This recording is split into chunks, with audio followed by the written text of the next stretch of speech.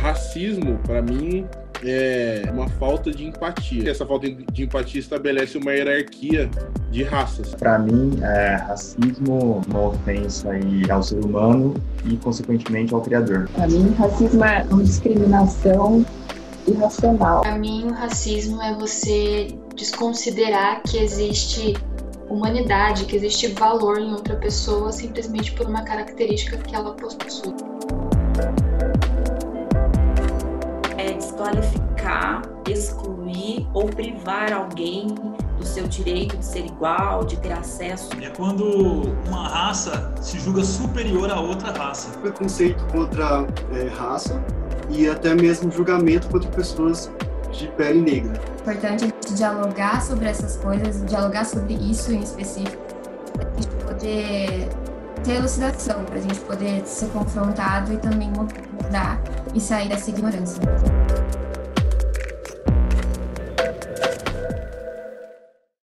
Fala galera, aqui quem tá falando é o Bacon e eu tô muito contente de estar gravando esse talk com uma galera muito especial.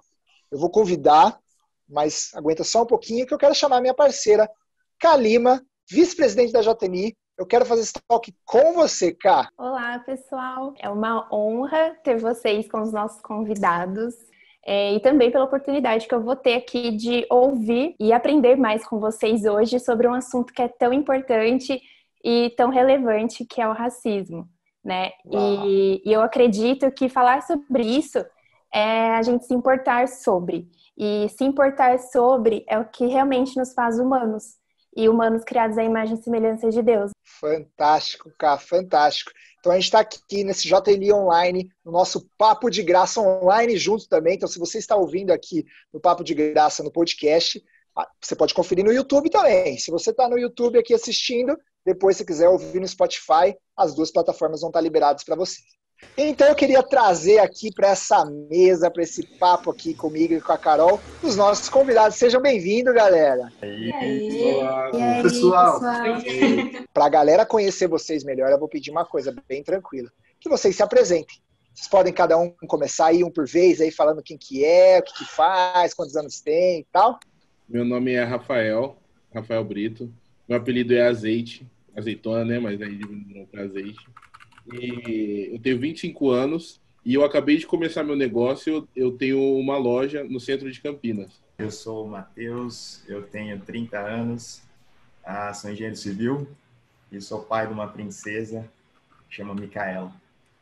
Oi, pessoal, eu sou a Juliane, eu sou esposa do Matheus e a mãe da nossa princesa Micaela.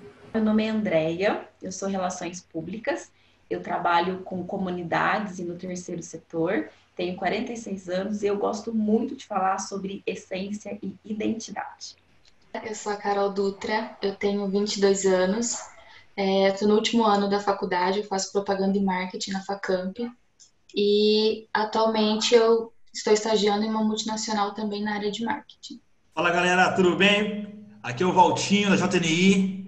Eu trabalho na área comercial de uma empresa de telecom, curso de gestão pública e gosto muito dessa área social também. E também praticante de jiu-jitsu, né? Fala pessoal, tudo bem com vocês? Eu sou o Neiran, formado em Sistema de Informação e Gestão de Projetos e trabalho na área de Tecnologia Educacional. Oi, gente, meu nome é Giovana, eu tenho 28 anos, eu sou formada em Economia e eu sou uma pessoa que ama café e boas conversas. Não sei se eu gosto mais do café ou das conversas, mas sou eu. Para a gente iniciar, então, a nossa conversa, o que é racismo para você em uma frase? Ou qual é a importância de falar sobre isso? Então, racismo, para mim, é uma falta de empatia, né? Uma falta de empatia interpessoal e essa falta de empatia estabelece uma hierarquia de raças, sabe? Onde uma raça é superior à outra. E eu acho que isso que é racismo, para mim. Para mim, racismo, resumidamente, é uma ofensa aí ao ser humano e, consequentemente, ao Criador, aquele que criou o ser humano. Para mim, racismo é uma discriminação irracional, baseado em critérios de etnia. Para mim, racismo é desqualificar, excluir ou privar alguém do seu direito de ser igual, de ter acesso às leis, enfim, direito de ir e vir, simplesmente por conta da raça, cor, enfim, baseado em questões físicas, né, estereótipos. Bom, para mim, o racismo é você desconsiderar que existe humanidade, que existe valor em outra pessoa simplesmente por uma característica que ela possui. Racismo, para mim, é quando uma raça se julga superior a outra raça. Racismo é preconceito contra raça e até mesmo julgamento contra pessoas de pele negra, felizmente. Já que todo mundo falou que é racismo, eu vou falar sobre, porque eu acho importante falar sobre isso. Eu acho que muitas pessoas falam que a ignorância é uma dádiva, e eu acho que a ignorância só é uma dádiva quando a gente não quer resolver nada.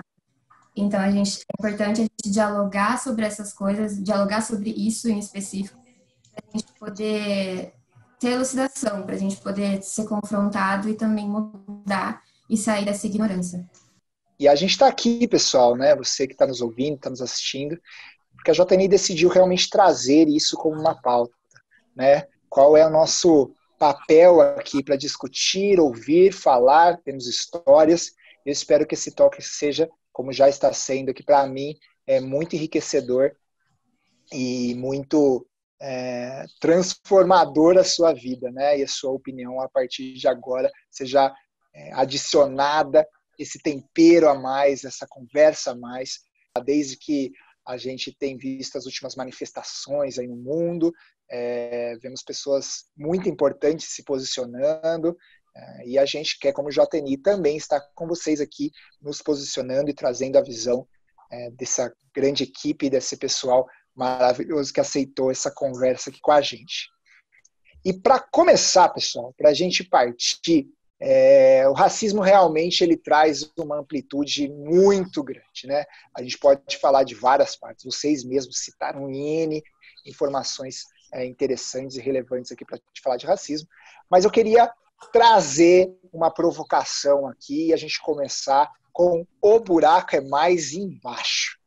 Que é isso, né? A gente está falando de uma grande revolta agora, do pessoal entendendo, conscientizando, querendo falar, querendo trazer, querendo ser pauta, mas aonde começa tudo isso? Né? E para não falar do mundo inteiro, queria focar no nosso contexto, né? Então focar no Brasil. Então o buraco é mais embaixo. E eu quero perguntar para uma das nossas convidadas aqui, Gi, a minha primeira pergunta vai para você.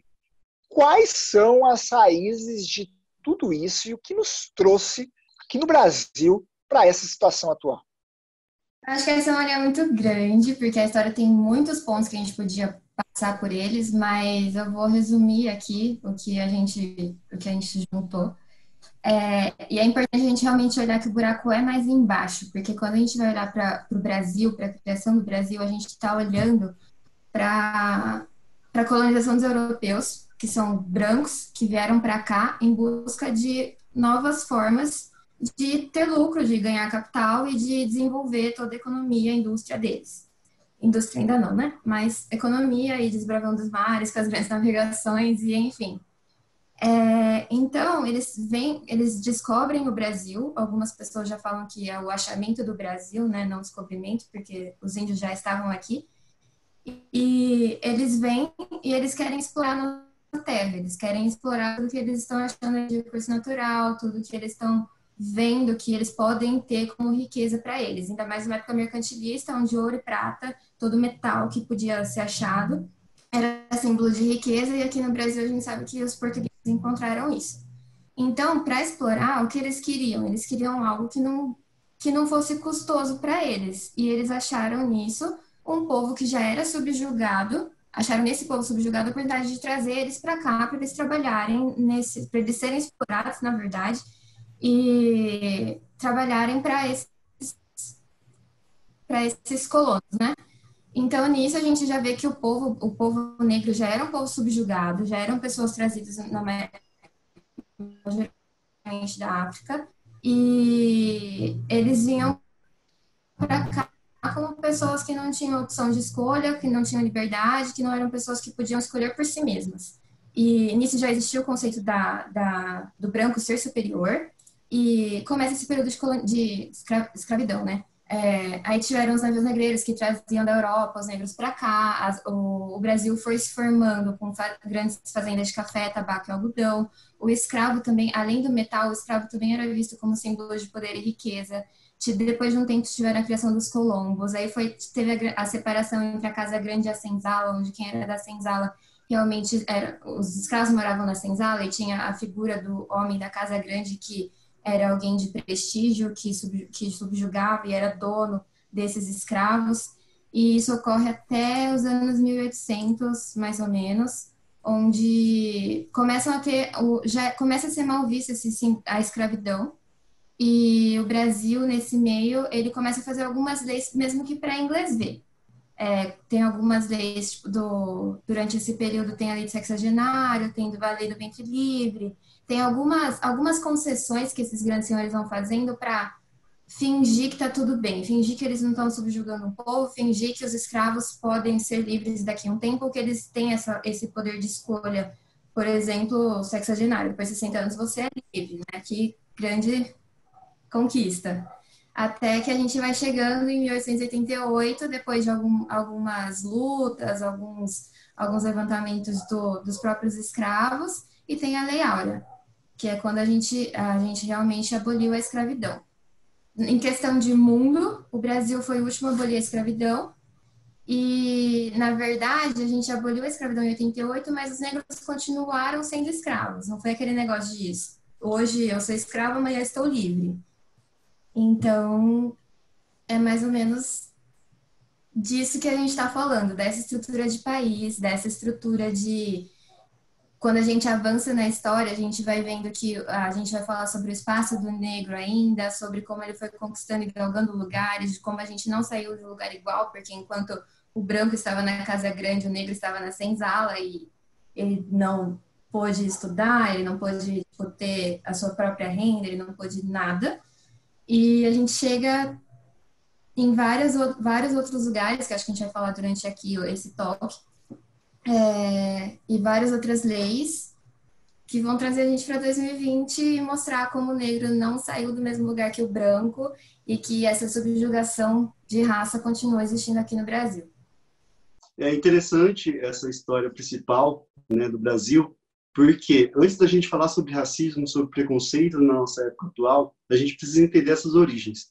Assim como o Bacon falou, o racismo ele tem um conceito muito amplo. Se a gente for falar do racismo no mundo inteiro, o nazismo foi uma coisa, o apartheid sul-africano foi uma coisa, o racismo nos Estados Unidos ele tinha inclusive legislação, então era bem acirrado. E o nosso racismo, quer dizer, o racismo aqui do Brasil, ele não tem essas características desses lugares que eu citei.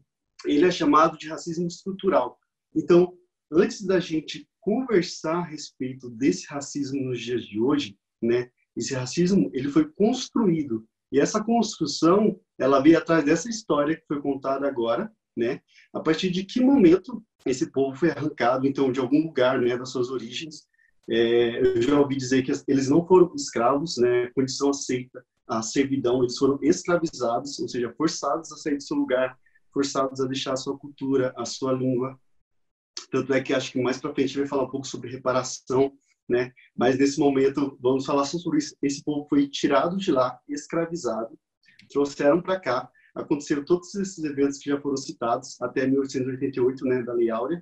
Só que a partir desse momento, onde foi abolido a escravidão ali naquele momento, o Machado de Assis ele tem um texto que ele fala, né, que houve uma festa nesse dia.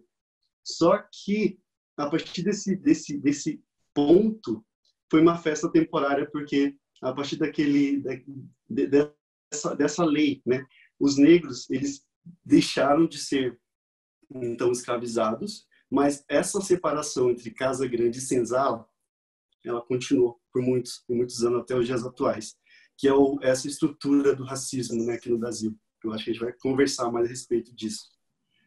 E um detalhe importante, né, sobre esse racismo, eu acho que um dos motivos também que é o que o Neira falou, desse racismo estrutural, é que, na verdade, o Brasil, além de ele ter sido o último país a se livrar do racismo, né, com a Lei Áurea, ele não se livrou. Todo mundo acha que, talvez as pessoas achem, né, que a princesa Isabel fez isso por a dó ou por livre e espontânea vontade, mas na verdade estava ficando um pouco feio a respeito do resto do mundo, que já tinha abolido o racismo negro, né,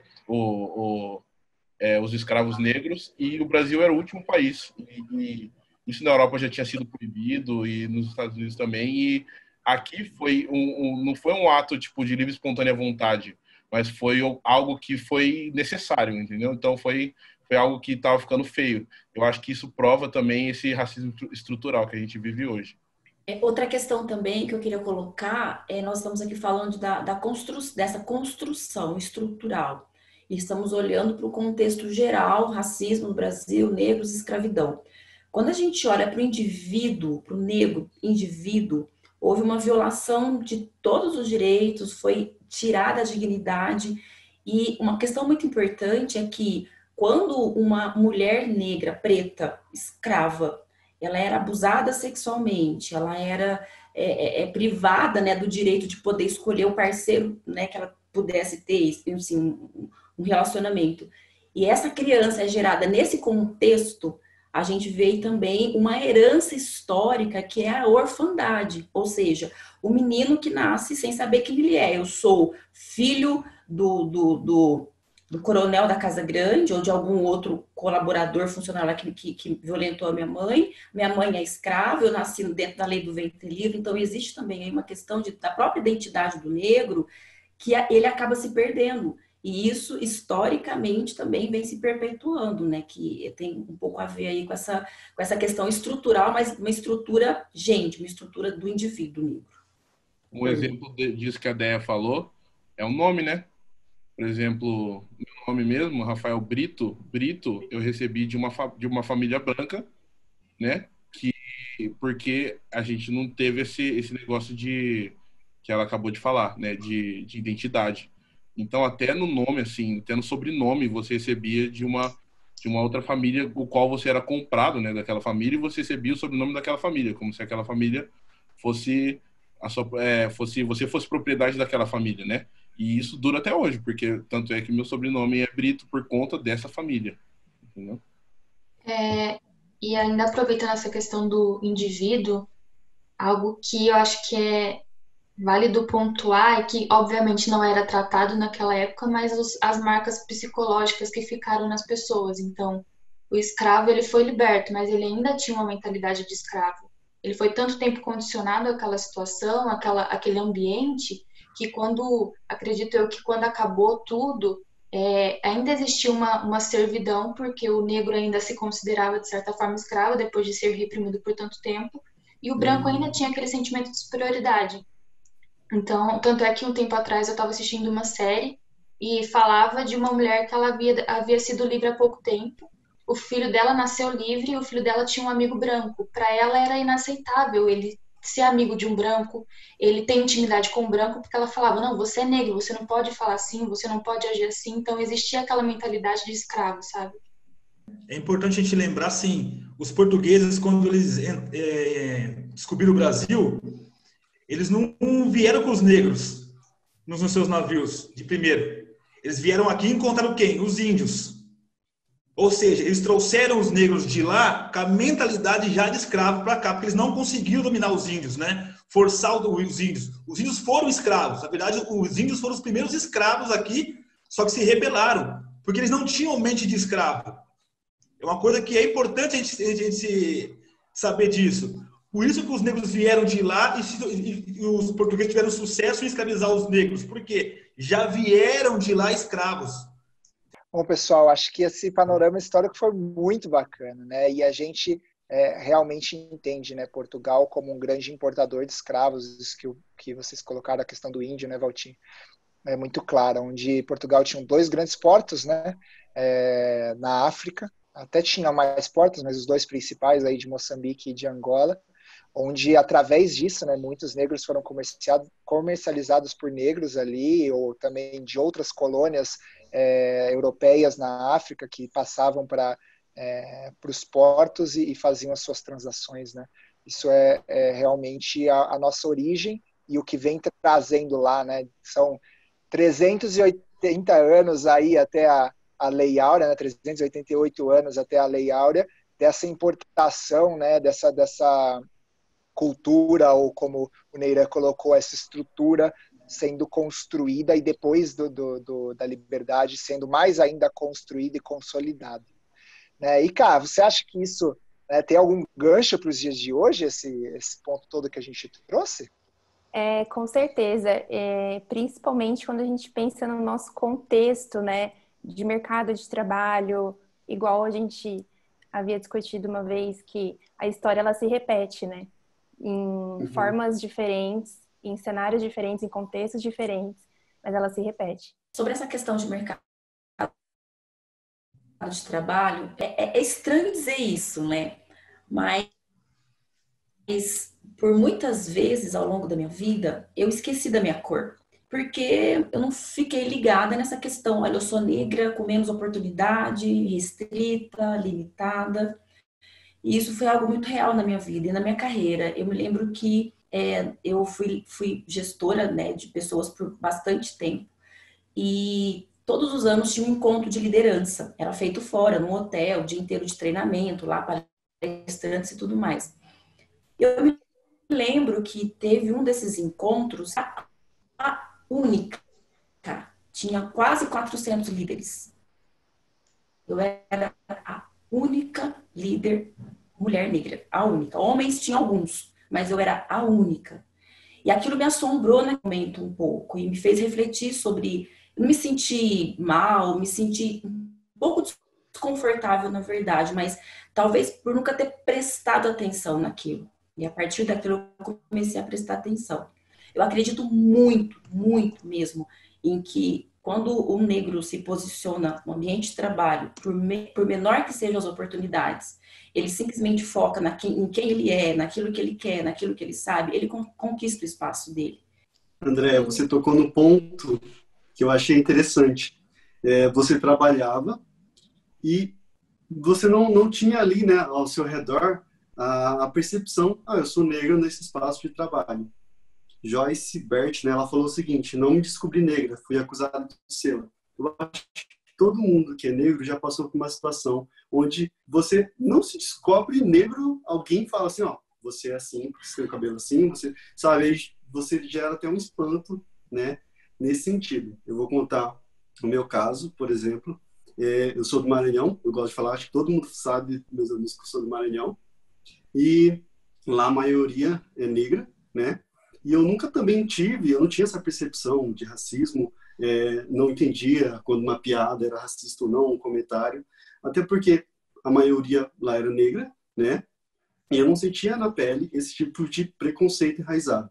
A partir do momento que eu vim para Campinas, eu senti uma diferença muito grande. E, na verdade, foram 2 pontos. Quando eu vim para Campinas, em que eu vi que havia muita diferença, né, entre as pessoas, entre o tratamento, assim, de lá. E também quando eu deixei meu cabelo crescer, que eu vi comentários que eu nunca tinha ouvido na minha vida. Foi aí que abriu uma percepção maior a respeito desse assunto. Eu parei de pensar, nossa, mas é assim? Então, tipo, o que eu tô sentindo é assim que pessoas que já nasceram em um ambiente preconceituoso, racista, se sentiam a vida inteira, eu comecei a ir atrás realmente a saber mais sobre isso, sobre racismo e como que ele está no nosso Brasil, como que ele está estruturado no nosso Brasil. Mas primeiro eu meio que descobri, as pessoas jogaram na minha cara, assim, sabe? Tipo, você tá deixando o cabelo crescer? Houve uns comentários, seu cabelo tá parecendo cabelo de mendigo. Então foi o primeiro choque, assim, que eu tive, né? E a partir de então, eu resolvi fazer isso que você falou, tomar uma atitude, né? Tipo, não, alguma coisa está errada, né? Isso não é certo. Primeira coisa é buscar conhecimento, buscar informação, entender por que isso funciona, principalmente na nossa nação, né? E depois procurar os meios certos para você se colocar, para você se pôr, colocar a sua ideia, as suas ideias, né? É difícil, não é fácil, mas eu acredito que se hoje a gente está tendo um debate desses aqui, né, no ambiente religioso, de todo o tempo que eu tive de igreja, eu nunca tinha visto nada assim na igreja, né? falar sobre esse assunto, já vi em escolas em outros momentos. Então, eu acredito que nesse momento atual é um momento de conscientização, né? Não quer dizer que vai ter uma mudança agora, mas não. A gente faz parte de um grupo que está nesse processo de conscientização. Não só no nosso grupo ali, da nossa comunidade, mas no mundo inteiro, eu diria. Eu acredito que sim, as marcas são grandes, né? As cicatrizes aí realmente, né, como a Carol comentou, elas se perpetuam, né, ao longo das gerações. Mas algo que eu aprendi, né, e mesmo com todo esse contexto de dificuldade, realmente a gente sai atrás da corrida muitas vezes, né? Mas isso, na verdade, tem que servir de estímulo, tem que servir de combustível para nós, né, enquanto negros, para que a gente, a despeito de todas essas dificuldades, a gente realmente consiga galgar essas posições que a gente quer ter. Então, o que eu aprendi há um tempo atrás, né, e que eu percebo que realmente é relevante é utilizar tudo isso como um combustível, uma força aí a mais para que a gente busque, né, e enfim, consiga chegar onde a gente quer chegar. Então, eu tento levar muito para esse lado, né. E até pensando nisso que vocês falaram, né, o que me vem bastante à cabeça é a questão da representatividade. Como que vocês enxergam essa questão nos dias de hoje, assim? Olhando para a questão da representatividade, até da educação e vida profissional que foi falado, é importante a gente entender também que quando houve a abolição, não houve nenhum tipo de retratação. Então, ao mesmo tempo, a abolição foi feita em 1888. Em 1839, teve uma lei que garantia que as escolas iam ser frequentadas por 100% brancos. Então, nisso, tipo, olha onde o branco já está em comparação ao negro nessa questão de ter oportunidade, no caso, ou do direito básico dele de ter o ensino, que hoje é um direito básico, né? Então, nisso, já tem uma disparidade de onde estamos. Então, quando a gente vai avançando na história e teve a abolição, o negro já não tem acesso à escola, porque ele vai ter acesso à escola só em 1934, e ainda assim teve uma lei super eugênica na questão de garantir essas vagas para os negros. Então, o negro, tipo, ele já não tem para onde ir na questão de trabalhar. Daí, além de garantir o sustento dele, ele tem que pensar em talvez estudar, só que as escolas são proibidas para ele. Então, nessa corrida de eu vou me profissionalizar, o branco já está lá na frente. E isso em quase 400 anos, né? 388 anos. E quando o negro teve acesso à escola, se a gente fizer a contagem de anos, foi em 1949, desculpa, não foi 34. Em 1949, se você fazer a contagem até hoje, só faz 71 anos que o negro pode ir na escola. Então, 71 anos tem quem? Meu avô, alguns pais mais velhos já têm mais ou menos entre 60 e 70 anos. Então, eles não tiveram essa chance. Imagina os bisavós, eles não tiveram como chegar nesses lugares que a gente fala que a gente não tem representatividade. Então, só alguns dados aqui. Se você olhar para a gente tentar mudar isso por dentro do sistema, se a gente tentar mudar isso, tipo assim, vamos passar uma lei, ou vamos tentar garantir com que os negros tenham direitos, e eu também distingo aqui a questão da oportunidade de direito, porque a gente está falando de direitos que a gente deveria ter, não de oportunidades que deveriam ser dadas. Então, se a gente for tentar mudar isso por dentro, a gente vai olhar para juízes, que é a população negra, nesses cargos de juízes é 15,4%, ministros do STF tem 0% negros, senadores 30%, deputados 20% e ministros do executivo a gente volta para 0%. Então, que representatividade. Mas esse link, ele acho que é em todas as áreas, né? Eu queria até perguntar para a Cá Dutra, que comentou lá na sua introdução, né, que tá estagiando numa multinacional e tudo mais, uma multinacional que, na minha opinião, tem muito respeito, eu conheço um pouco, né? Tenho parcerias ali com a minha empresa, mas eu acho que, assim, como que você vê lá dentro? Qual é a representatividade que você enxerga também dentro do ambiente corporativo? Ele é tão assim como é por exemplo, nesse âmbito político que a Gi trouxe? Ou ele também é afetado pela educação? Que a gente pode falar disso também. Como que você vê isso? Bom, isso acho que entra muito no que a Andrea falou, no que o Neiran falou, de tem um certo momento em que dá tipo um estalo, assim, que você começa a olhar em volta. Então eu posso dizer assim que para mim começou muito quando eu fui para a faculdade, porque eu estudo numa faculdade particular, que é uma faculdade bem cara, em que as pessoas que estão lá, a maioria são de classe média alta, classe alta. Eu entrei lá como bolsista pelo ProUni, e para mim já começou o choque ali. Eu pegava o ônibus em Barão Geraldo, até chegar na minha casa próximo do Ouro Verde, eu ia vendo a transição, ia vendo como era diferente. Então isso já começou ali na faculdade mesmo, sabe? Eu comecei a ter esse olhar, e depois de ouvir muitos comentários também desnecessários e racistas, e coisas que eu não tinha visto antes eu passei a ver quando eu comecei a transicionar por esses contextos diferentes.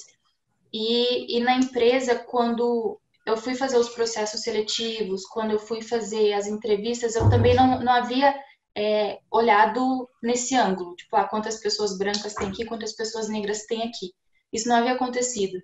Até que um dia, já contratada dentro da empresa, eu estava no escritório ali na área em que eu trabalho e, assim, não existe, são todos brancos. No refeitório, você vai andar, são todos brancos. Então, por mais que ainda existam grupos lá dentro que tratem a respeito do racismo, existem políticas, ainda é muito complicado. Você olha e você não vê essa representatividade ainda, sabe? Porque por diversas questões, até por exemplo, no meu caso, eu consegui fazer a faculdade como bolsista e só havia uma vaga. Então, e as outras pessoas, elas estão qualificadas, elas vão para que tipo de trabalho, elas vão para que tipo de empresa?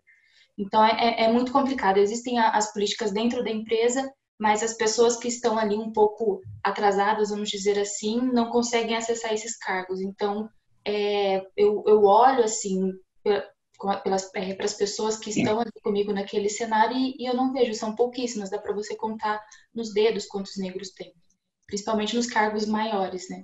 Eu tenho, falando agora um pouquinho sobre representatividade também, eu estudei, graças a Deus eu tive mais oportunidades, assim, do que outras pessoas negras, né, do que outras pessoas pretas.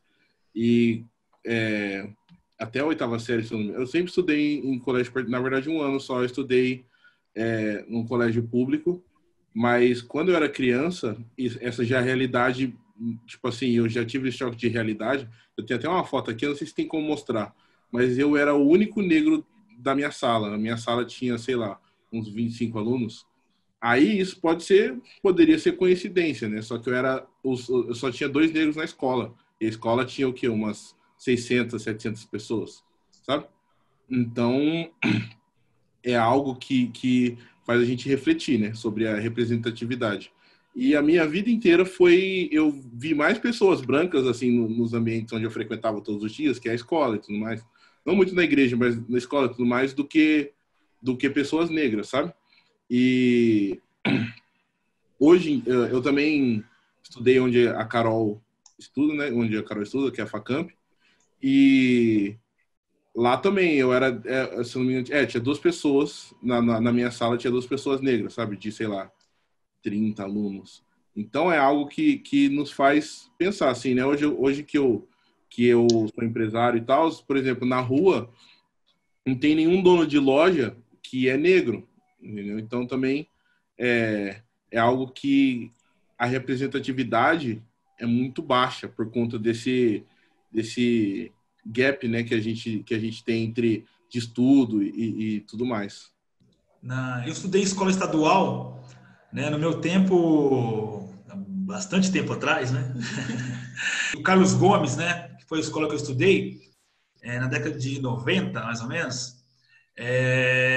Naquela época, por ser uma escola central, era mais ou menos assim. Naquela época, quando o pai do aluno não conseguia pagar a particular, era a primeira opção que tinha para ele sair do Colégio Batista, do liceu, era o Carlos Gomes, né? E tinha fila para entrar no Carlos Gomes naquela época, né? Minha mãe ficou quase 2 anos para conseguir uma vaga no Carlos Gomes para mim.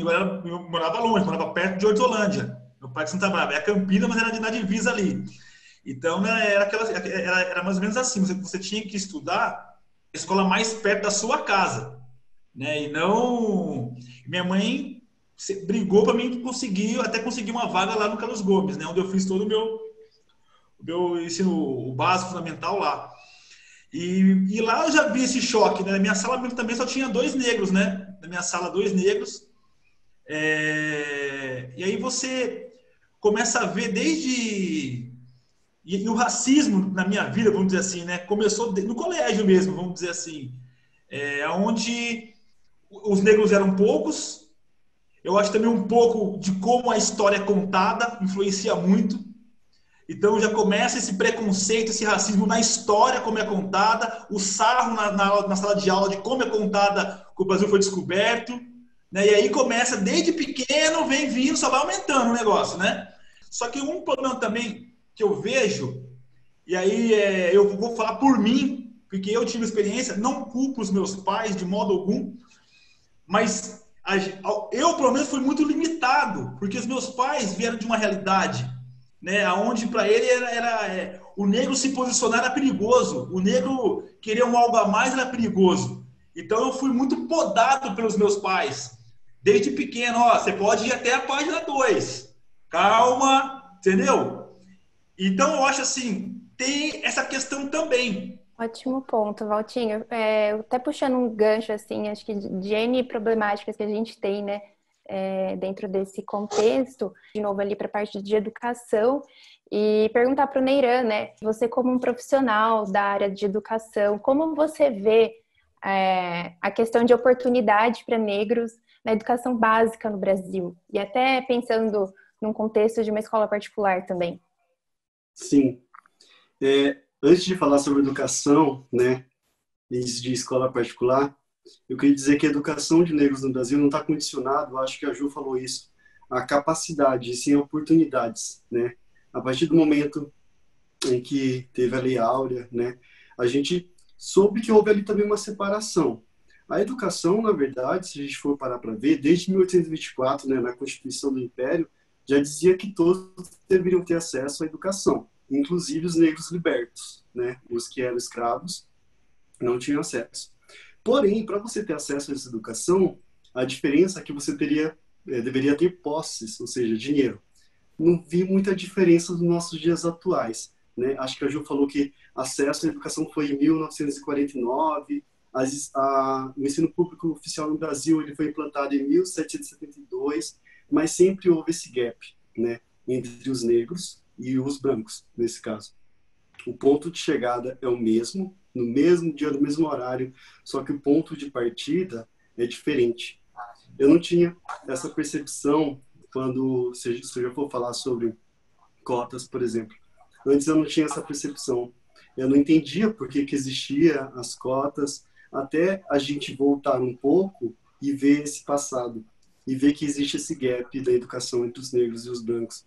E ver que o futuro é o mesmo, tá ali. Eles cobram a mesma coisa, mas a gente não tem acesso a essa mesma educação. E no Brasil, né, falando nos nossos dias atuais, a gente entende que uma educação de qualidade, ela está basicamente em escolas particulares, de grande porte, né, escolas de elite. A educação pública, estadual, ainda não está no mesmo patamar, né, se a gente for parar para pensar, até trazendo os números para os nossos dias atuais. Quem passa nos vestibulares, geralmente é o branco, né, que fala mais de um idioma, que faz esporte, que fez várias outras coisas, e o negro não tem essa mesma oportunidade, tá? Não teve essa mesma oportunidade. Se a gente for comparar se eu pegar onde eu trabalho, enquanto um aluno está disponível apenas para a educação, apenas para aprender um novo idioma, apenas para ir fazer o intercâmbio nos Estados Unidos, o outro precisa ajudar, precisa trabalhar para ajudar nas economias de casa, sabe? Essa não é uma realidade diferente, é uma realidade que acontece no Brasil, uma realidade bem próxima. Quanto mais elitizado for o lugar, isso é real, quanto mais elitizado for o lugar, menos pessoas negras vão existir naquele lugar. Então, se eu for parar para pensar em escola particular, vai ser a mesma coisa, né? Se a educação já tem esse gap desse grupo social, nesse grupo que é elitizado, a porcentagem vai ser muito pouca. Se tem hoje, é por conta de algum tipo de política, né? No caso, eu trabalho numa escola particular, então tem sim filantrópica, então tem vagas para bolsistas. E por que a gente fala que o racismo é estrutural? Porque na nossa concepção brasileira aqui, se você vê um negro numa escola particular de grande porte, você já pensa, é adotado, né? Ou é bolsista, ou uma outra concepção, deve ser jogador de futebol, né? Então, é nisso que a gente fala que está o racismo estrutural. A nossa mente está condicionada sempre a colocar numa posição de inferioridade e tentar entender por que ele está nessa posição. A gente não consegue, porque a nossa vida, né, os nossos antepassados, nós fomos construídos a ser desse jeito, a pensar dessa forma.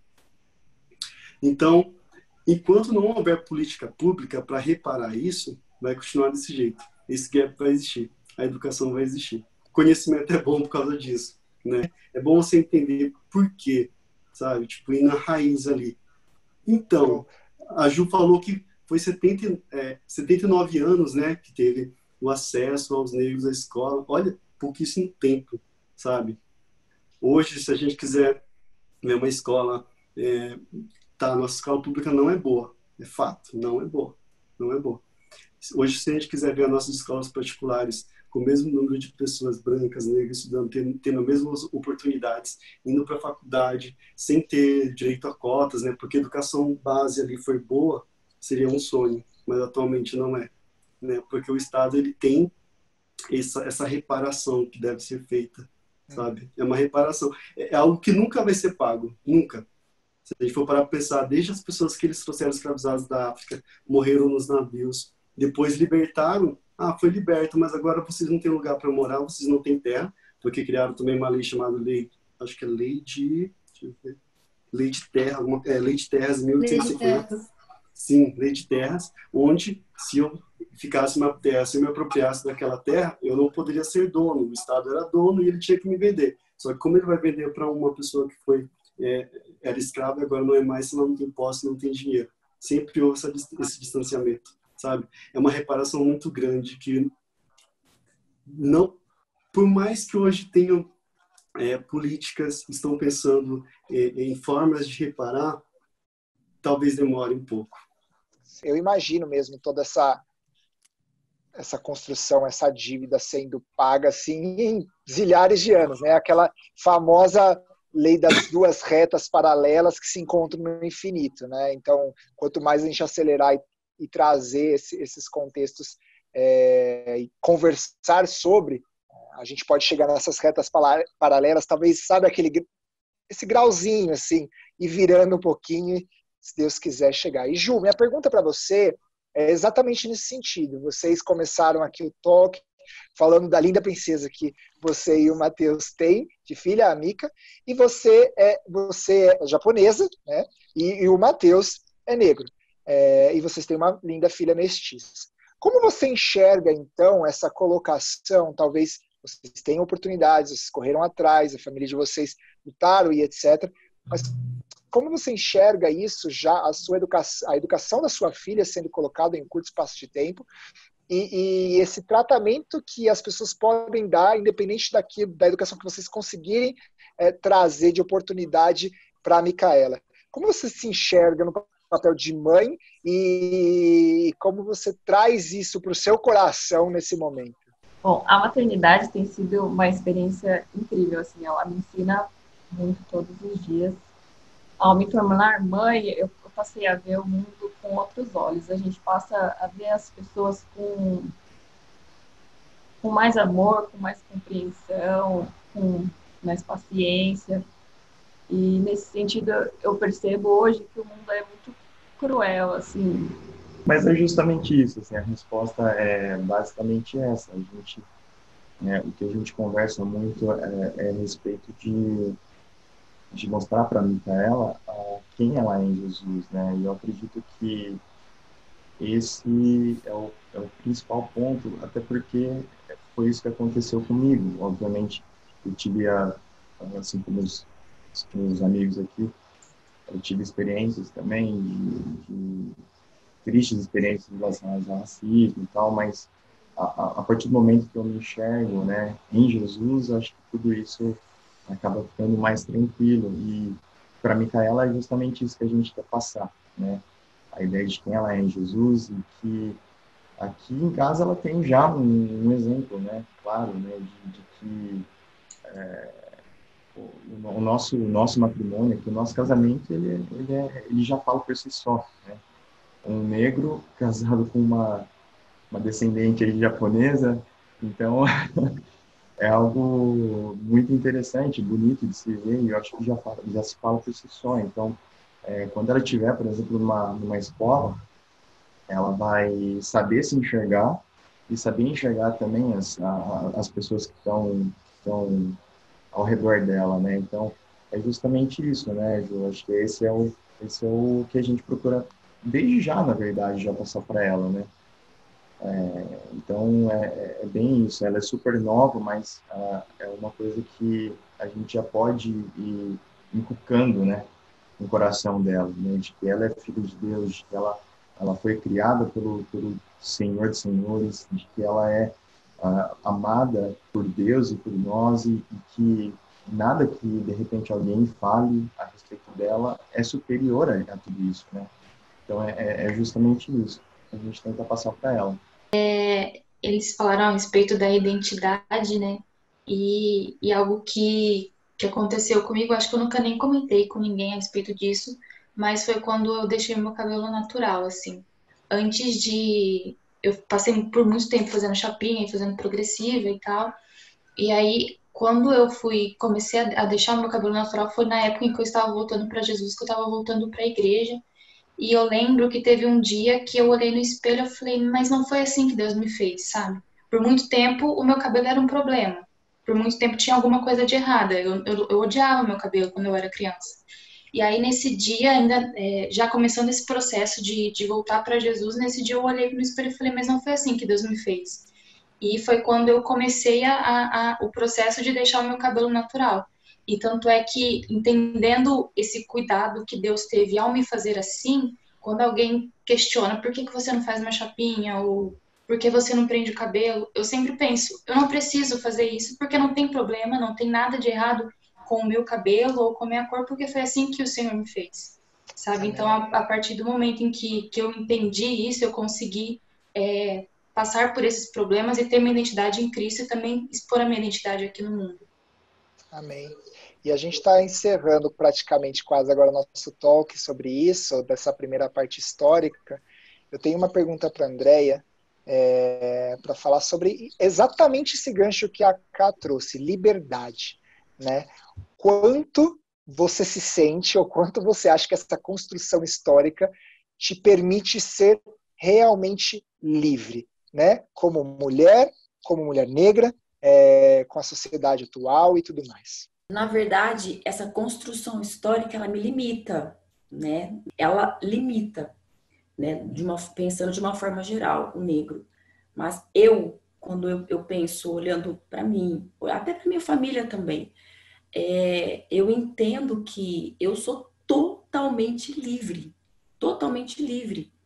Eu sou totalmente livre. Eu amo meu cabelo, eu amo a cor da minha pele, eu amo a carne, a quantidade de carne que tem no meu lábio, sabe? Eu amo a minha cultura, eu tenho um sonho de conhecer a África, eu quero conhecer a terra de onde eu vim. Então, e eu tenho muito orgulho. Eu tenho orgulho, eu acho lindo, eu acho maravilhoso, eu admiro demais a mulher negra, a beleza negra, o homem negro. Eu acho que não tem nada mais autêntico do que um negro que se ama. E o que a Caroline falou em relação a se ver negro tem a ver com o que nós falamos lá atrás. Ou seja, o negro foi liberto, mas na verdade ele não foi liberto, principalmente porque ele continuou cativo na mente. Então, a coisa do cabelo não é simplesmente uma moda, um movimento, é um sinal de que o negro está entendendo quem ele é.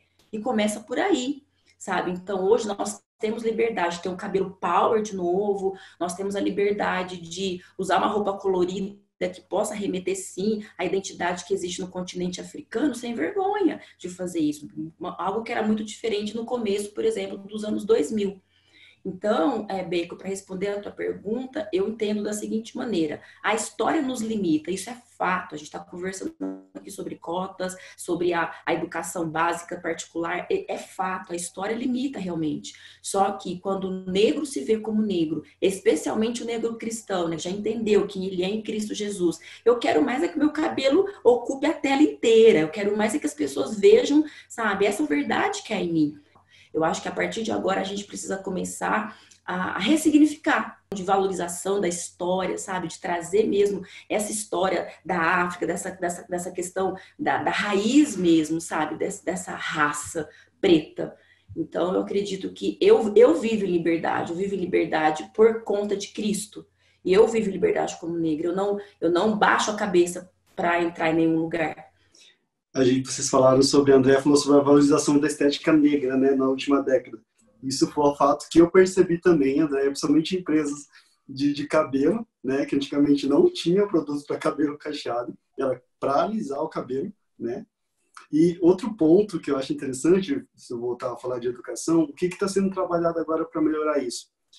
Há uma base que é chamada de Base Nacional Comum Curricular, que é a BNCC, e nela já está para a matéria de história, para o 8º e 9º ano, fazerem debates sobre o racismo. É uma das competências dessa nova Base Nacional Comum Curricular.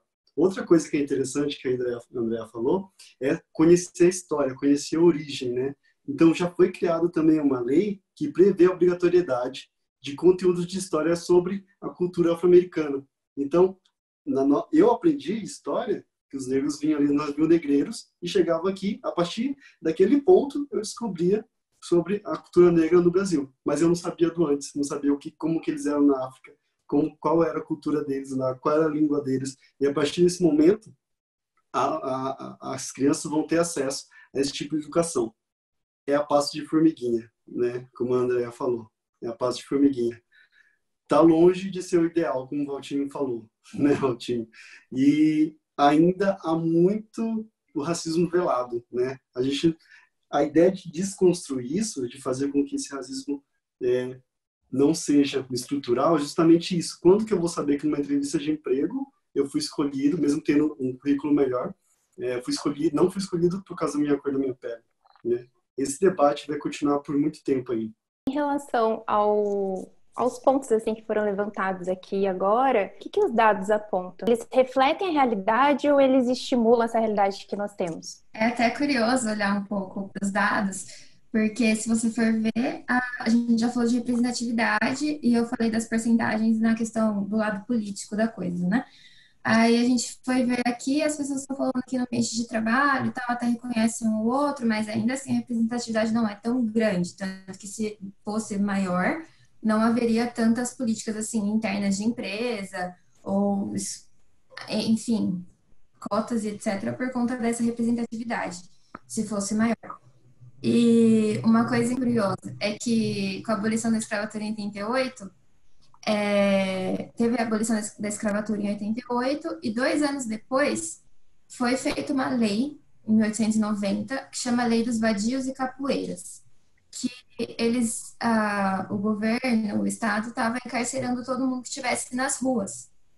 Só que 2 anos depois da abolição da escravidão, quem está na rua? Quem não tem casa, quem não tem comida, são os negros.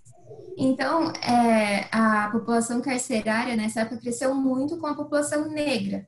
E mais alguns anos depois, 1934, o Lombroso e a Escola Positivista que tinha aqui no Brasil foram fazer um estudo sobre qual era o perfil da população carcerária brasileira. Aí você vai olhar para quem? Para quem foi preso lá em 1890, porque é o quê? 40 anos depois. Então, você vai traçar um perfil da população carcerária que é negro. Então, isso dá base para muitas pessoas falarem que é natural você olhar para o negro e se sentir amedrontado, porque é o negro que comete mais crimes, né? Mas ninguém olhou para essa elaboração dos dados que falam que a maior população carcerária do Brasil é a negra depois que foi abolida a escravatura. Isso foi a primeira, né? Tiveram revisões. Mas, enfim, então os dados vão mostrando um pouco como algumas informações que a gente tem não são exatamente o que são. como o Neiran falou, que agora é obrigatório ter a introdução da história afro-brasileira nos livros de história, só em 2003. Então, todos esses anos de luta, vai ser muito tempo para a gente chegar aqui hoje, e ainda tem muito a ser andado, e os dados ainda mostram outras coisas para a gente. A gente está falando de um povo que veio durante todo esse tempo de Brasil, que não via valor em si mesmo, porque os outros não davam valor a ele. Então, entra também na questão de, tipo assim, é mais fácil você mudar uma crença ou é mais fácil você mudar um comportamento? Eu vou levar para um exemplo bem extremista para só entender esse ponto. É mais fácil você acreditar que você vai começar a sua dieta na segunda-feira ou você começar a sua dieta na segunda-feira? É muito mais fácil você acreditar nisso. Então, o negro passou a se dar valor. Então, ele passou a se dar valor, mas ele vai para fora da casa dele, ou até dentro, como o Valtinho falou, e ele encontra policial que faz batida nele, mas não faz batida no amiguinho branco. Ele encontra uma escola que está de porta fechada para ele. Ele encontra uma revista que fala que ele não é bonito, que ele não se enquadra. Ele vai se candidatar para uma vaga de uma empresa e ele não entra porque ele é negro. Porque ele vê que na sala de entrevista, lá na dinâmica de grupo, tem 20 brancos, ele é negro, daí quem passa são só os brancos. Isso também está ligado à raça. Então, tipo assim, você acredita que você tem valor, você demorou um tempo para ver isso. Aí os outros também têm que acreditar que você tem valor. Mas eles olham para esses dados, eles olham para essa história, eles olham para isso que entrelaça política, economia e o lado social, e ele não encontra isso que dá a base para ele ir. Então, ok, o negro tem que ocupar muitos espaços ainda, mas além da conversa, tem a questão de, tipo, a sociedade tem que se movimentar para isso, porque são vários espaços que ainda estão ocupados por esse preconceito. E muitas vezes a gente fala muito e as coisas que a gente faz são poucas, ou elas não reverberam como a gente gostaria, porque é muito mais fácil a gente acreditar do que a gente, de fato, enxergar o que está acontecendo.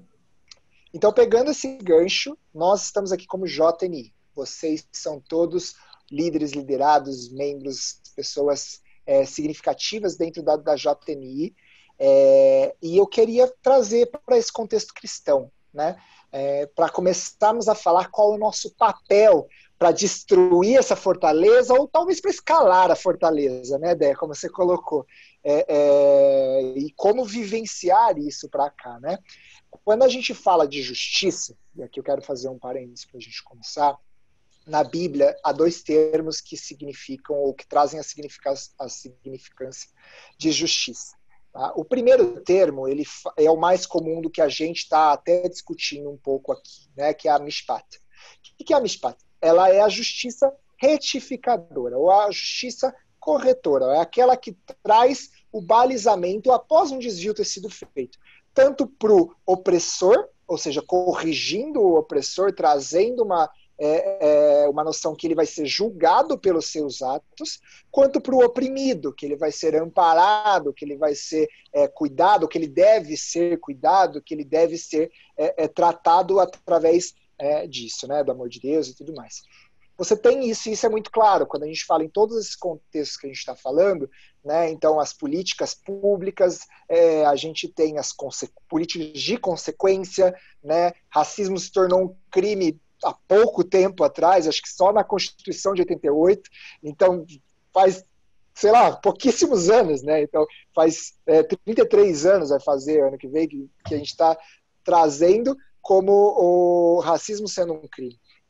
E aí a gente tem, então, como política de consequência, e na Bíblia a gente fala sobre a mishpat. Só que existe uma política por trás, ou existe uma justiça por trás muito mais bonita, que é a justiça que no hebraico vem do tzedakah, se eu estiver pronunciando corretamente, tzedakah. Essa justiça é a justiça primária, a justiça primitiva de Deus, é aquilo que vem inerente à sua característica básica, que é todos são justos diante de Deus, né? Todos são, e aqui não o que cometeu o pecado, né? Mas todos são igualitários, né? O justo de estar igualado, né? Todos trazem isso, Deus cria o indivíduo da mesma forma, né? Deus trabalha para a construção do homem da mesma forma e morre para todos. Essa justiça primária, essa essência divina, ela é traduzida com tzedakah. E quando a gente junta a mishpat com tzedakah, aparece a palavra justiça social. aparece o contexto que a gente está trabalhando, que é um dos pilares da JNI, né? O encontro da essência com a política de consequências, o encontro do amor e da igualdade com o tratamento da desigualdade, seja corretivo ou seja amparativo, né? E aí a minha primeira pergunta que eu trago aqui para vocês é exatamente isso. O nosso papel aqui, né, da gente estar construindo esse talk, está construindo esse bate-papo, ele opera em qual dos dois sentidos e como a gente pode trabalhar ambos os lados no sentido da JNI ou dos jovens que estão ouvindo aqui o nosso talk. Bom, algo que eu vejo em relação à justiça, ao racismo e o papel da igreja é que, assim, nesses últimos tempos em que a gente tem debatido sobre isso, algo que eu vi na posição de alguns cristãos algo que me incomodou muito, aliás, é ser passivo ou só espectador, deixando tudo nas mãos de Deus, assim, no sentido de que só Deus se ele tem a justiça, se ele é um Deus justo, deixa só para ele fazer a justiça. Mas nós nós estamos aqui para promover a justiça também como filhos de Deus. Então, eu vejo que muitas pessoas, muitos cristãos acabaram usando isso como desculpa para jogar a responsabilidade somente para Deus, como se eu não tivesse nada para fazer a respeito disso. E não é exatamente assim. Então, nós somos promotores da justiça aqui, então isso exige uma ação.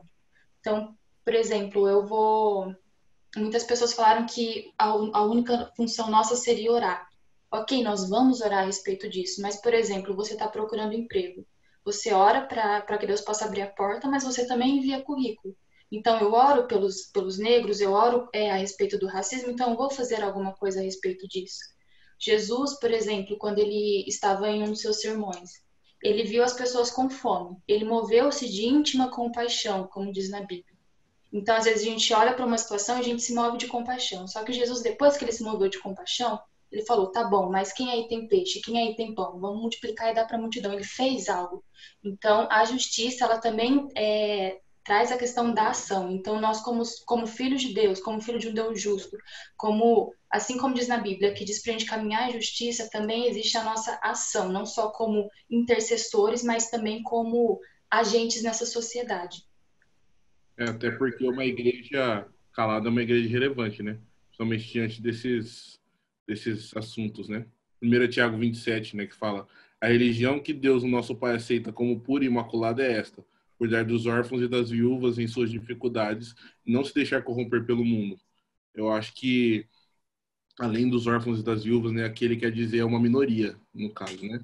Eu acredito que, como igreja, a gente tem que se levantar também contra o racismo, que é algo que é bem pouco falado em comparação às outras questões, sabe?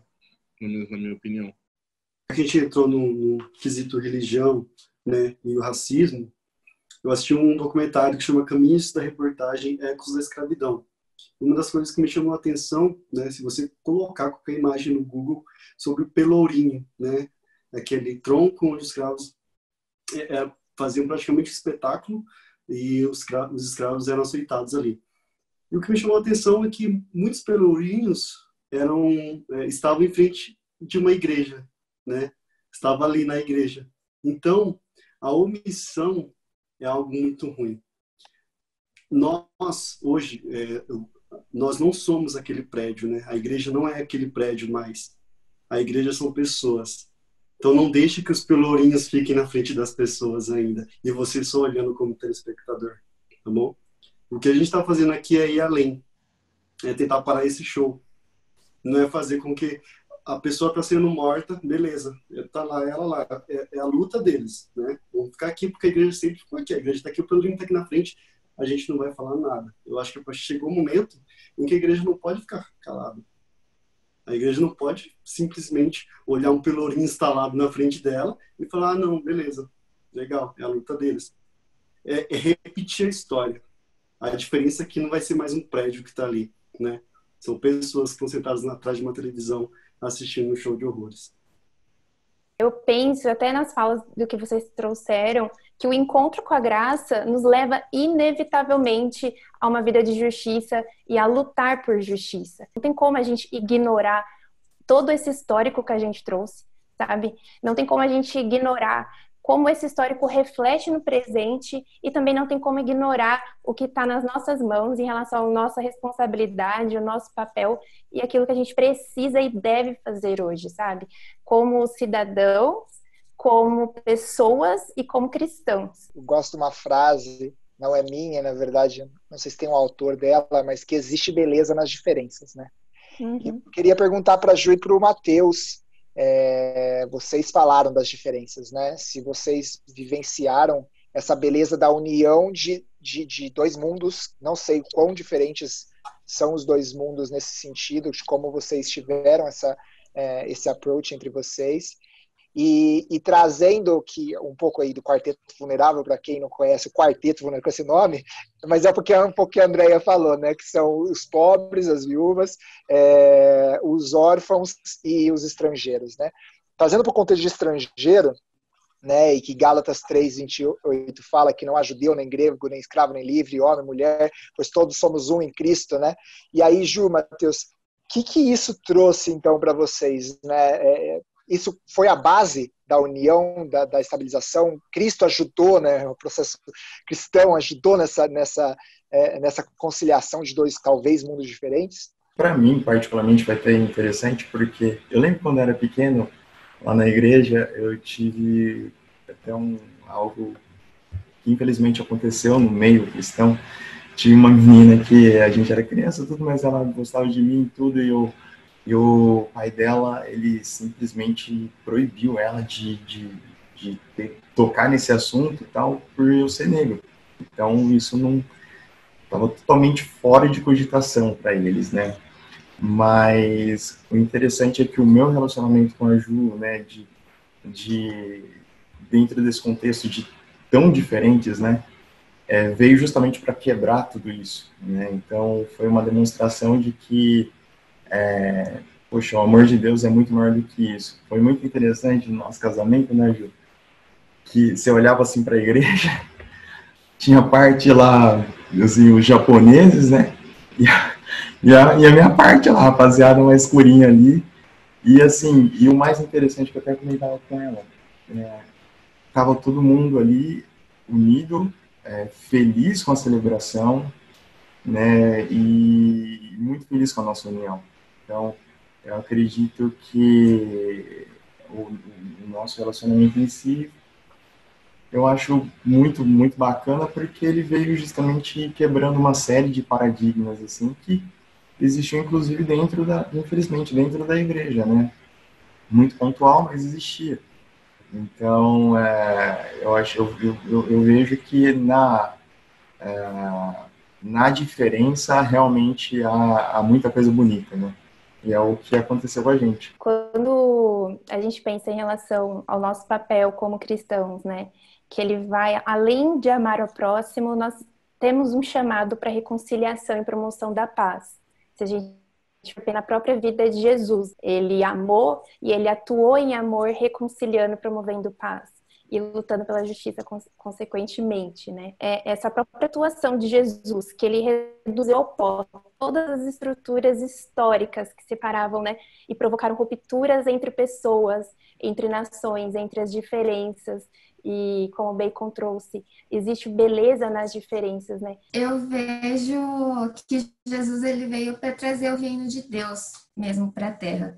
E a partir do momento que a gente entende que a gente é filho de Deus, que a gente é criado à imagem e semelhança dele, a gente também tem essa função de ser embaixador de Deus aqui na Terra e o reino dele vai ser estabelecido aqui também. Tem coisas que nossa alma anseia, mas a gente só vai alcançar realmente quando Jesus voltar. E uma dessas coisas eu vejo que é a justiça. Então a gente age na Terra com o intuito de trazer essa justiça, com o intuito de mostrar que o reino de Deus leva isso para as pessoas.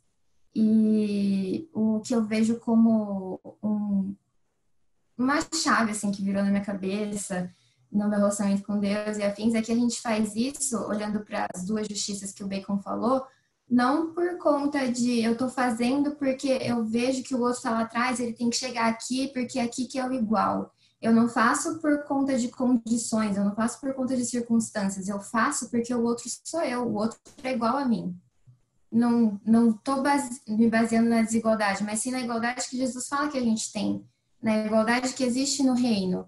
Nisso que eu faço porque o outro é igual, é exatamente isso, é igual a mim. Tem até um texto que não é da Bíblia, é do Martin, ele chama Martin Niemöller, que ele fala, primeiro vieram pelos comunistas, depois vieram pelos sindicalistas, depois vieram depois judeus, enfim, é um texto que fala, foram vindo por cada categoria atrás e eu não fui defendendo, até que só sobrou a mim, e não tinha mais ninguém para me defender. E eu não tenho que defender o outro por classes em que ele se coloca, ou classes que eu estou, mas porque somos humanos. E como humanos, somos filhos de Deus, criados por ele, a imagem e semelhança dele, e não tem que haver essa diferença porque ela não existe de fato. E Jesus derrubou tudo isso, principalmente com quem ele viu que faziam essa diferença no caso, né, que era gritante na época. Quando a gente fala sobre racismo, e aqui eu estou englobando essas três numa palavra só, mas entendo as diferenças, a gente está falando que as três, ou as três são pecado. Né? Porque qual que é a origem do pecado? O pecado, a palavra original fala de hamartia, né? Ou seja, de erro ao alvo, ou errar o alvo. E a gente fala também ali em Tiago 2, 8 a 9, Tiago escreve, se vocês de fato obedecerem à lei do reino encontrada nas escrituras, que diz, ame ao seu próximo como a si mesmo, estarão agindo com justiça, estarão agindo corretamente. Mas se tratarem os outros com parcialidade, estarão cometendo pecado e serão condenados pela lei como transgressores. E aqui ele fala um pouco sobre essa tzedakah ali, né, a origem da justiça, né? Sim, isso me faz pensar também que esse é um dos grandes motivos, na verdade, do porquê nós estamos falando sobre isso, né?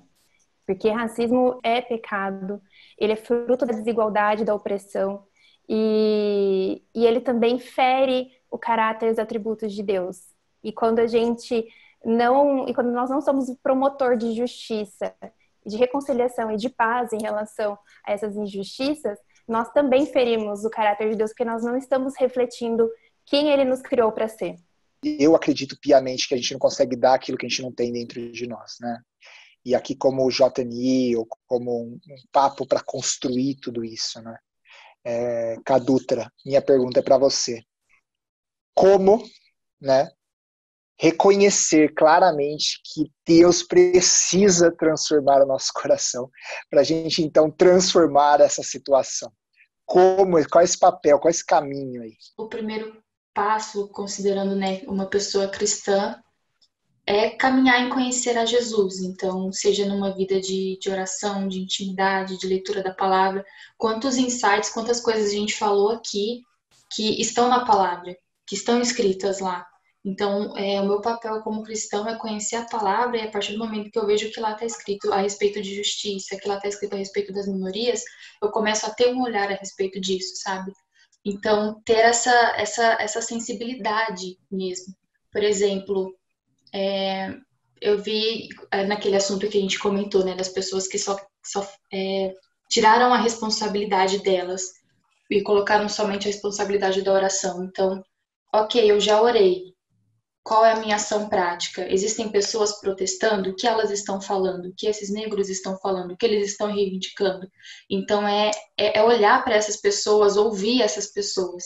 Então, eu conheço a Cristo, eu conheço o que está na palavra, eu começo a trabalhar a empatia, eu começo a trabalhar a compaixão, eu começo a ver, a olhar para as minorias, e a partir do momento que eu olho para as minorias, eu tenho que olhar para o agora, no noticiário, o que as pessoas que estão lá nas ruas dos Estados Unidos estão protestando, o que está acontecendo nas favelas do Rio de Janeiro, as pessoas que estão morrendo, o negro que é preso injustamente, o que eles estão falando, o que está acontecendo. Então, eu acho que um passo para começar a ter esse coração desse jeito é realmente mergulhar nessa realidade que pode ser diferente da minha. Eu estava no Twitter, né?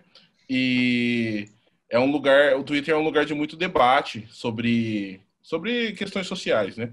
E aí eu senti no coração de chamar a atenção de uma menina, né, que há muito tempo tinha me falado algumas coisas. Eu nunca sofri racismo, assim, tipo, na minha vida.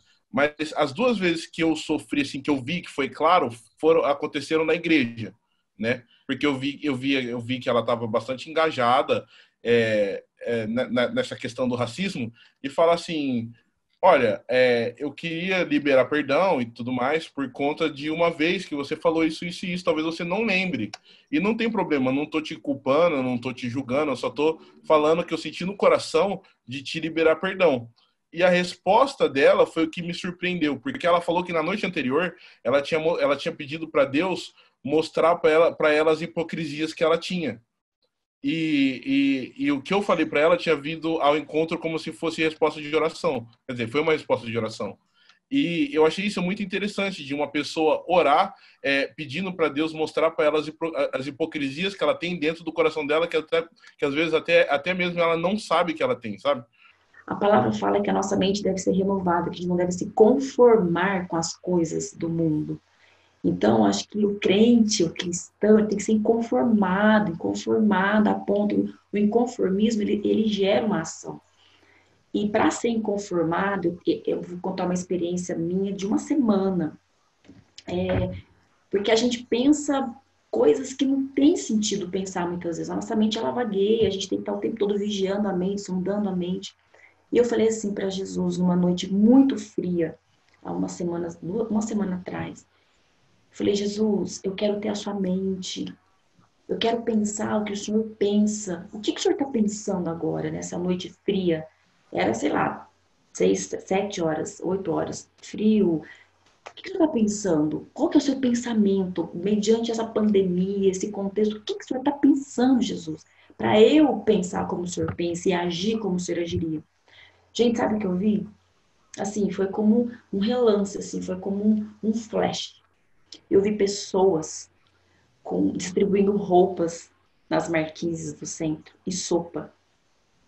Eu fiquei tão comovida, eu fiquei tão impactada com essa visão, porque numa noite fria, é óbvio que Jesus vai estar pensando nos menos favorecidos, né? E uma coisa prática, nesse sentido de trazer a questão para a prática, é viver realidades vulneráveis.